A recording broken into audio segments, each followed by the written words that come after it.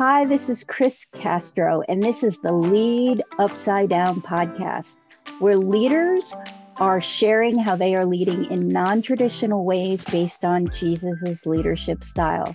If you have any questions, go back to the trailer episode and that should answer them. But right now, grab your favorite beverage and settle in. If you have any questions or comments, especially if something resonates with you, feel free to go to my website, begin2shift.com, and set up a coffee and conversation meeting, and we can chat about it in more detail. All right, enjoy.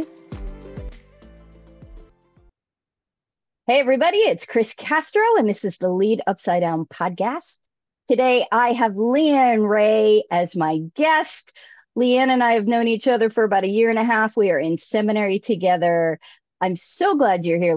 LeAnne is a marketplace minister and itinerant missionary. She has been likened to a Swiss army knife in the kingdom. She is called to equip healthy leaders globally in business and ministry and is ministered in Europe, Asia, Africa, and South America. Two of her current projects are a discipleship house for young women, and she's getting her master's degree through our seminary, Global Awakening Theological Seminary. So welcome, LeAnna. Thank you. I'm so happy to be here with you, Kris. What the audience doesn't know is that we've been trying to schedule a Zoom meeting for like a year and a half, and it's been crazy for both of us for all kinds of different reasons. So we just decided to combine catch up plus podcast recording. So it was great to catch up with you. Yes. So as always, let me open us up with the same two questions, and then we'll take a break and go into the longer discussion. Leading upside down, what does that mean to you, and how does it look in your personal and professional life?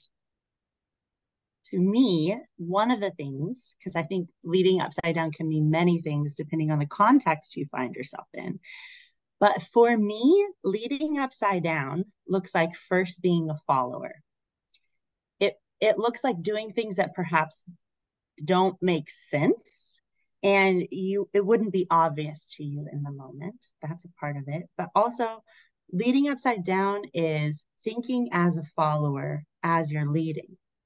So in my life and work, I have found the most value I can add is if I'm intentionally thinking about the people around me in that space.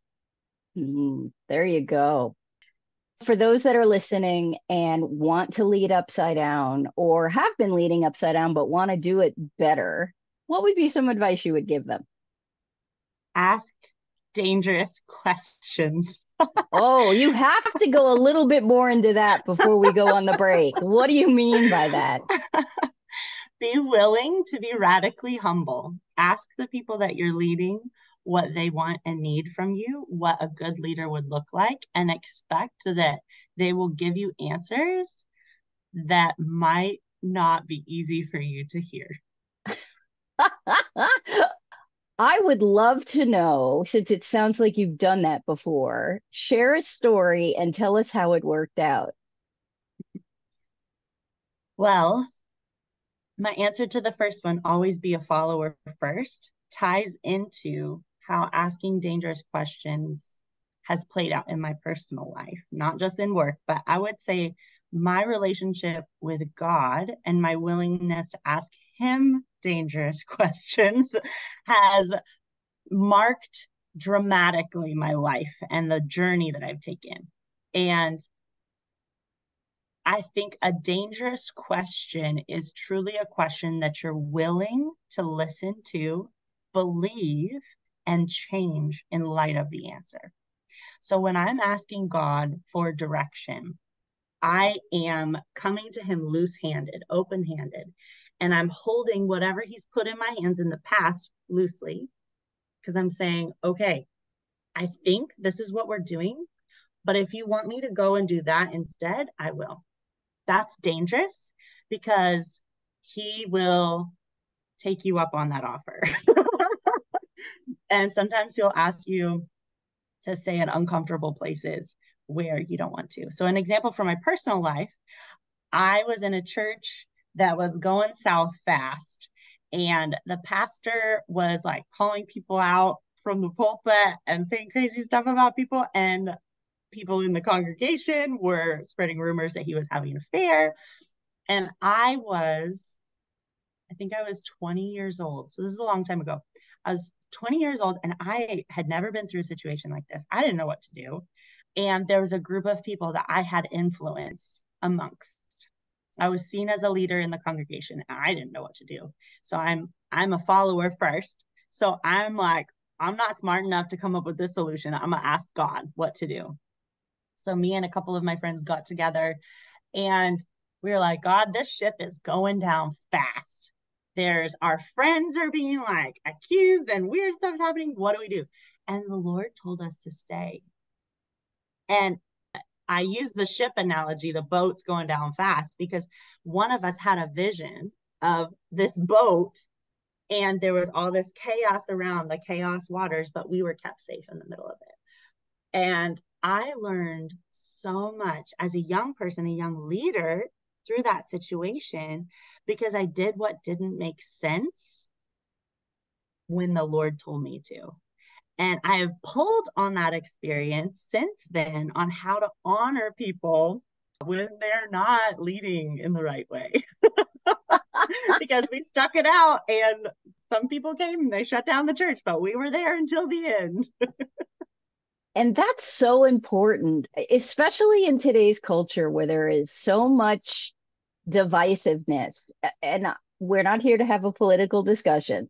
However, the culture itself is very divisive. If two people from different sides of the fence have a conversation, 20 or 30 years ago, you could actually have a conversation and you would probably still hug and walk away friends. Today, not so much.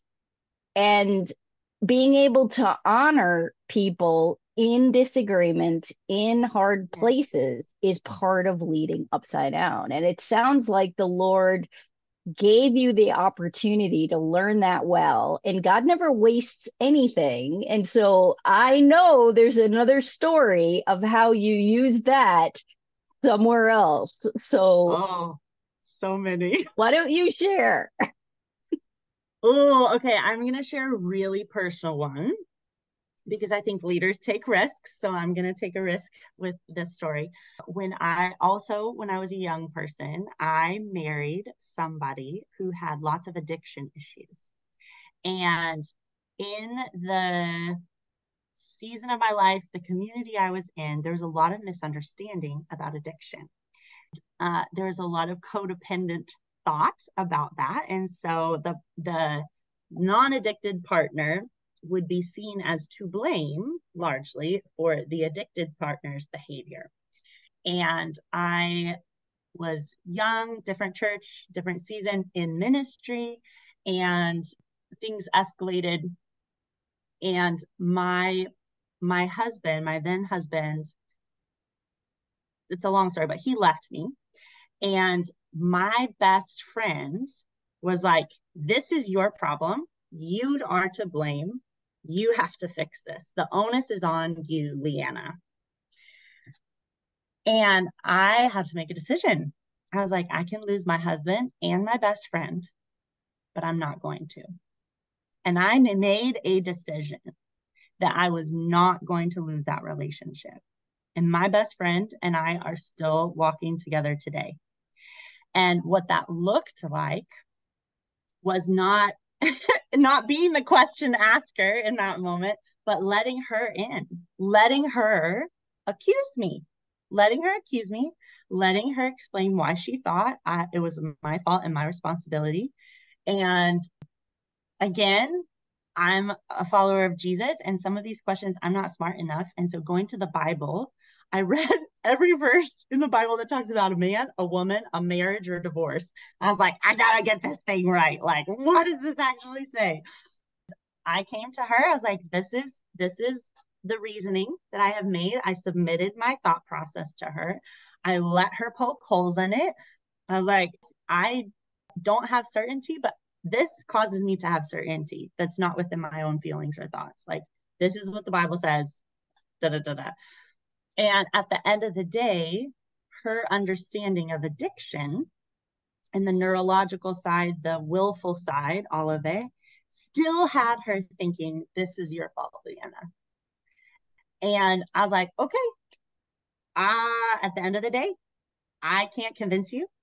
And we're just going to not talk about this. Like, we're just going to have to be friends and not go into this. That was like almost 10 years ago now. And a couple years later, she actually walked through the same situation with someone in the same geographic area as her and saw the dark side that she had never seen, because I had covered it up in our marriage and not told anybody about it. And she came to me years later and repented. And she's like, LeAnna, we're probably still friends today because you stuck it out with me when I was wrong. I'm so grateful for the relationships when I'm like, poke holes. It never feels good. I would way rather like to be right.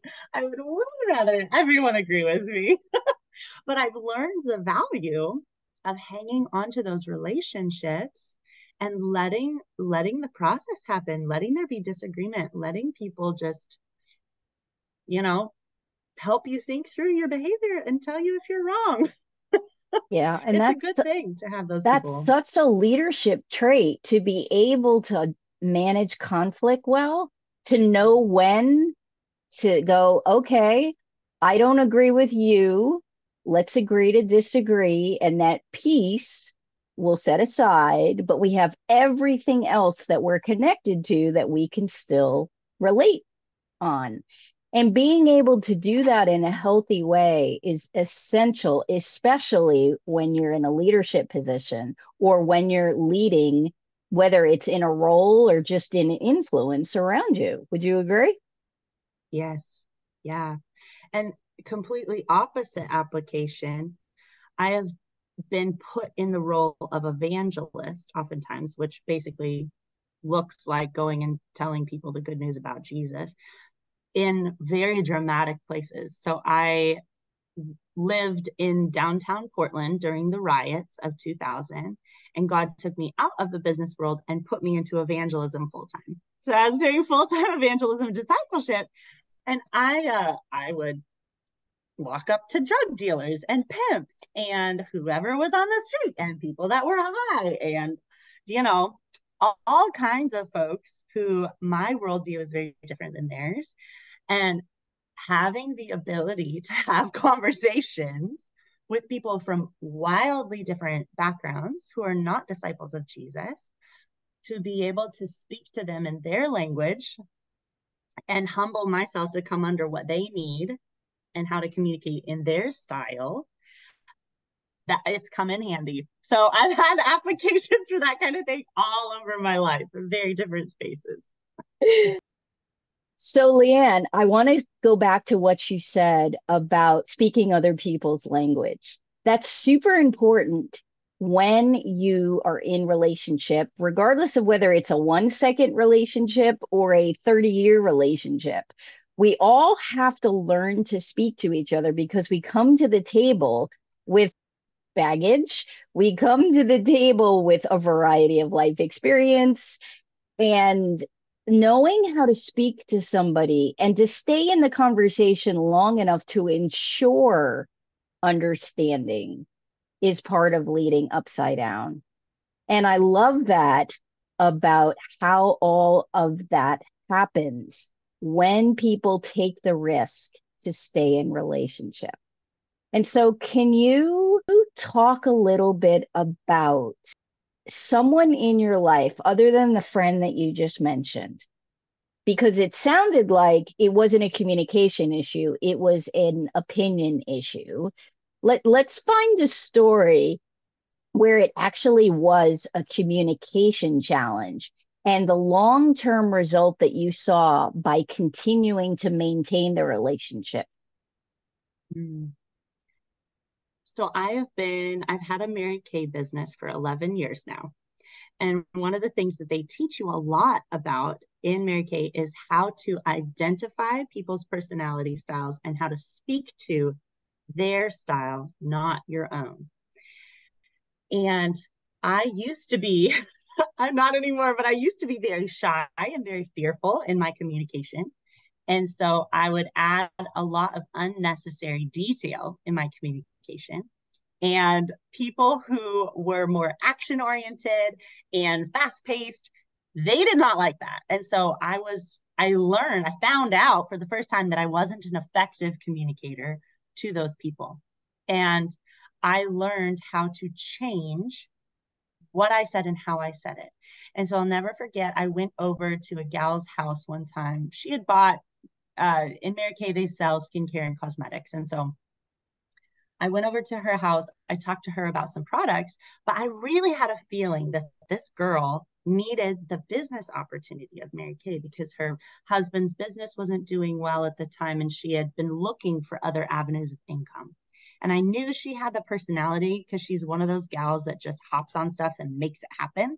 I knew she could do it if she wanted to. And so I gave myself a little pep talk when I went in there. I was like, okay, you need to tell her this and this and this, and you need to not waste her time, get to the point, be very bold and courageous with how I'm going to say this, because I would normally talk around the issue and say, well, maybe kind of, if you ever think about doing this. And I just straight up told her, I said, her name was Jessie. I said, Jessie, this is never going to be an issue of your ability. It will always be an issue of your desire. If you want to do this, you can earn a car in 6 months. And I can teach you exactly how, give you everything you need to know, and it will all rest on you.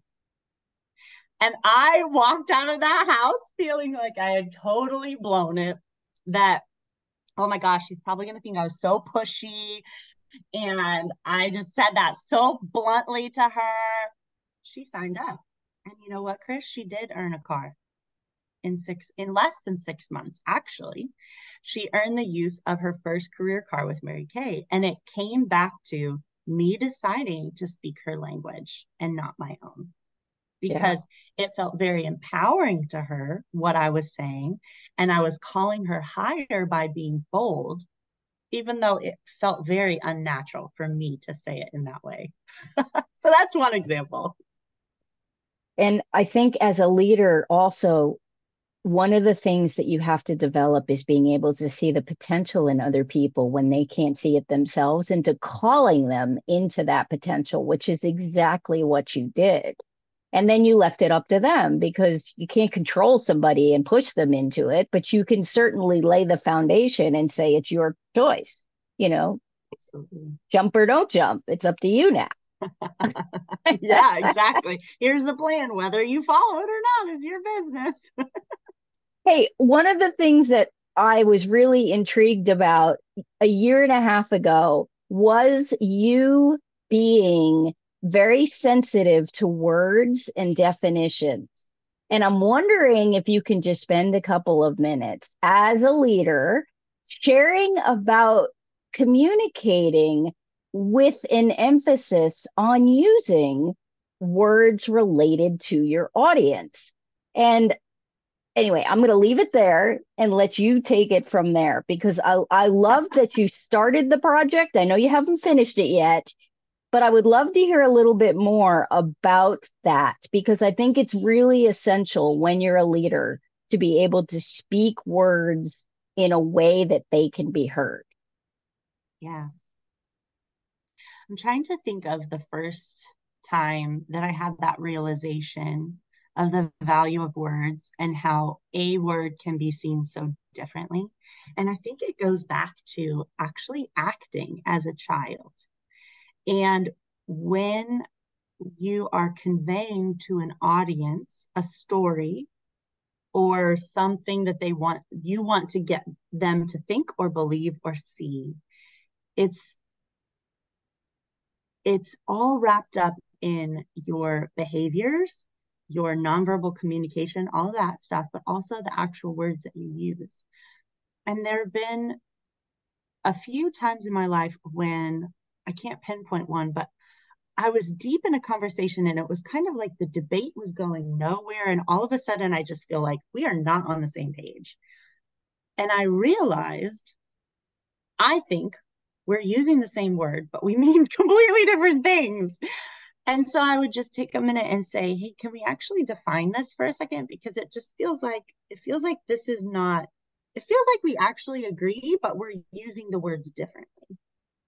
And the a huge place I see this happening is actually in Christian communities. And I have a friend who he believes that the the more supernatural gifts like prophecy and that kind of stuff ended around the time of the apostles. And then I have other friends, and I'm more on this side of the camp, which is they continued and they never stopped. And then I have friends who think they stopped for a while, but then they started up again. So there's diversity of beliefs about this in Christianity. Unfortunately, if you use the word cessationist, that will mean something different to this person and this person and this person. And so before you can have a conversation where you all come together, you have to agree on language. Now, being a seminary student right now, I get the benefit of history, right? So learning about the Great Schism between the Eastern Church and the Western Church before there was the Catholic and the Protestant schism, learning about those past times when everything separated and one person was like, you're evil, and they're like, you're evil, and everybody was drawing lines and taking sides. So much of it actually had to do with language. So these guys spoke Greek, these guys spoke Latin, and nobody could understand each other to begin with. And the translators were using words for something that the Greeks meant something different than the Latin people. And scholars and historians later on have said, actually, at the end of the day, they were probably in agreement, but because of their language barrier, because of their communication barrier, they excommunicated each other. And that blows my mind. I'm like, wait a second. If we just stop to think about our communication, things would be so less scary. We wouldn't think in this oppositional framework. Like, part of that as well is keeping the main thing the main thing. And so for me as a disciple of Jesus, I want to, sure, there's like all kinds of speculative stuff that's kind of fun to look at sometimes, but my heart is let's stick to the core. And if you stick to the core, what can we agree about? What is there that unifies us more than what divides us? And if that's what your heart is, then when you're talking to a drug dealer and they're like, they're like, well, what about purgatory? Do you think you can be like, I don't know about that. But what I do know is, and you focus on the core and the conversation can continue. Otherwise, you just like go off into all this weirdness. And there's a place for the weirdness. There's people who are wired very differently than me that love that. That's fine. But I, my heart beats for unity, and my heart beats for what are the things that draw us together, and how can we communicate so that we're all on the same page and we're honoring each other by learning to humble ourselves to speak their language instead of our own. So yeah. Leading upside down is not easy, but it's necessary when you want to honor God and honor man, which brings us to Jesus's, two big commandments: love your neighbor, love yourself. And I think another kernel that I want to pull out of what you just said is creating an environment of safety. And that brings us back to what we were talking about before we started recording, which was our ministry leadership class. And one of the things that we learned in that class was the big picture about creating an environment where leadership can thrive, where legacy is normal, and where you allow people underneath you to fail, because that's part of leadership development. Seriously. And in that conversation that you just mentioned, it was essential that you create an environment of safety so that the people you're talking to, who might be on different sides of the fence, who might not understand, who might disagree, to be able to have authentic back and forth until you either come to a place of agreement or you agree to disagree. And so I want you to talk a little bit about the past I don't know, the past 20 years of you being in different leadership roles and in different spheres of leadership, how have you developed as a leader? And how has it affected you to lead upside down more easily? It's a really good question, Kris. And I would say that since I've been really young person, I kind of have had this determination that nothing will be wasted and that everything will be worth it. And because of that, as a young person going through struggles, going through hard things, I have always had this belief, I guess you could call it, this script that's running in the background that says it's going to be worth it. It's going to be worth it because I'm going to help somebody else that's going through the same thing. So when I was processing through painful childhood stuff, it's like, okay, it's going to be worth it. On the other side, I can help someone else. When I was working through forgiveness and giving up bitterness, giving up anger, giving up all that stuff, it was like, okay, it's going to be worth it. I want to be clean so I can help somebody else. In the leadership lessons, we learn to lead ourselves well first. If you're really going to lead someone else, you have to lead yourself well. And for me, one of the biggest things that held me back from leading other people or seeing myself as a leader, because I was. Now looking back, I'm like, oh, girl, you were leading before you knew it. Because I was influencing so many people who saw me as a leader, even if I was never affirmed or positionally realized that's what was happening. And for me, I'm kind of thankful that my character was growing, even if my confidence, my self-confidence was lagging. So I feel like I've been on this journey of God refining my character, but my confidence has come a lot slower. So I've been a late bloomer in that area. But because of that, I've always felt like, oh, we're all on the growth journey. We're all in the process. And when I'm leading somebody else, I'm so aware of, hey, your character matters the most in this situation. And if you go through the refining now, I see you as a leader and I see what's ahead and I see your potential. But for you to be in that space and really thrive, let the hardship that you're in right now refine your character so you'll be ready when your confidence meets your character and you get promoted. And because of the journey that God's brought me on of leadership and developing that before I even saw myself that way, I'm able to speak that into other people and give them a bit of a different perspective on what they're going through. Because sometimes when we're young, we don't see the other side of the challenges. We just think this is awful and I don't want it to be this way. And you need a little bit of more wisdom, a wise position to say, hey, actually, this is going to be so worth it. And this, you're going to be able to share out of this experience and lead out of this experience. So take all the nuggets you can right now, because when you're in the middle of it, you can learn all those things. Only somebody who's been through it can say that. Yeah, that's called wisdom. Yes. Which is why it's so important for the younger generation to find a mentor of the older generation and for the older generation to allow that because mentorship does not go one way.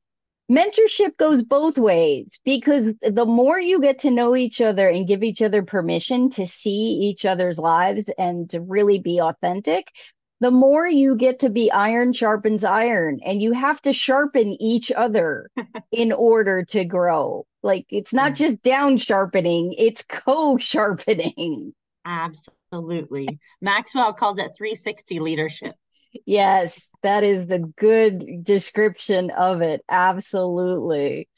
Well, before we wrap up, I would love for you to just tell either a story or share some wisdom tips about leading upside down in general, whether it's something you learned recently or I don't know, you choose just something to kind of close out the podcast in a way that connects back to you and your lead upside down journey.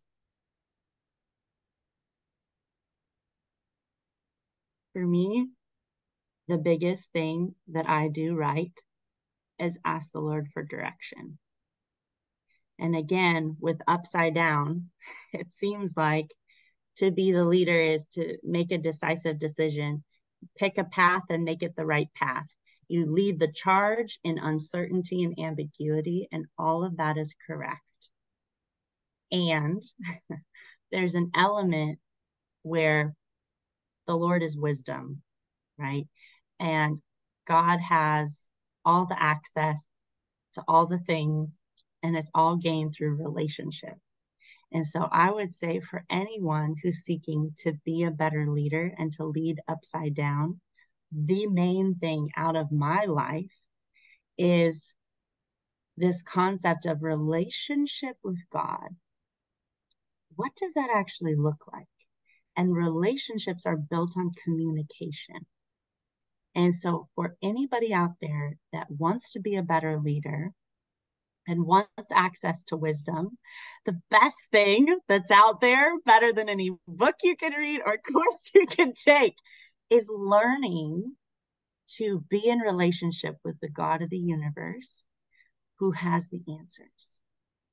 But it's not like a vending machine situation. It's a conversation. It's a friendship. And if you've never taken the risk to ask God a question and think that he might answer you back, he cares about your business. He cares about your ministry. He cares about your friendships, your relationships. He actually cares about all the little things in our lives. And when we take time out to ask God, what do you want me to know about this? And what are you teaching me in the middle of this? And what does obedience look like?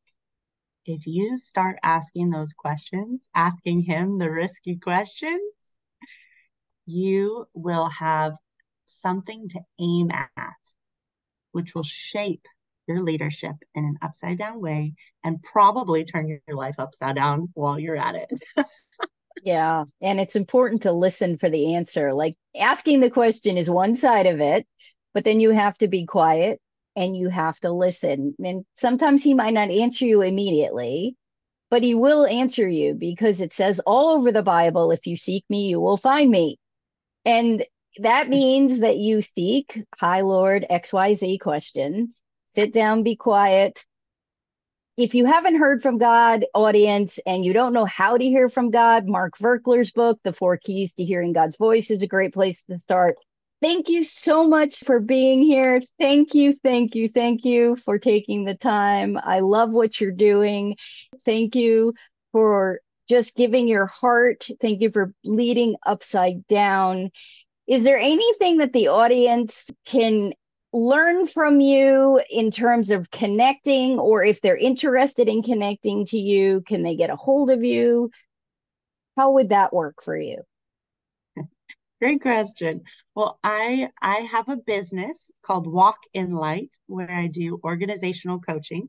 So if companies and leadership teams have questions on that side of things, we didn't really go into that so much.